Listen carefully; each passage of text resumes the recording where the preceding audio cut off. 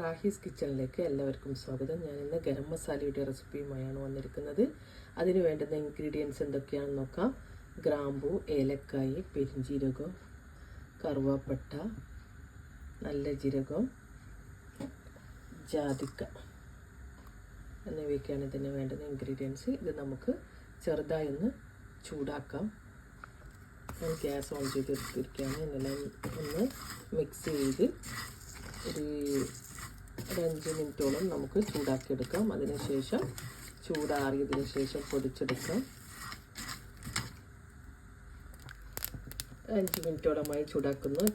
ജീരകമൊക്കെ ചെറുതായി പൊട്ടിയിരുന്ന സൗണ്ടൊക്കെ കേൾക്കുക. ആ സമയത്ത് നമുക്ക് ഗ്യാസ് ഓഫ് ചെയ്യാം.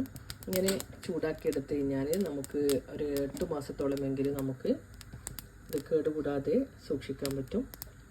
ഇനി നമുക്ക് തണുത്ത് കഴിഞ്ഞാൽ മിക്സിയിൽ പൊടിച്ചെടുക്കാം. റാഹീസ് കിച്ചണിലേക്ക് എല്ലാവർക്കും സ്വാഗതം.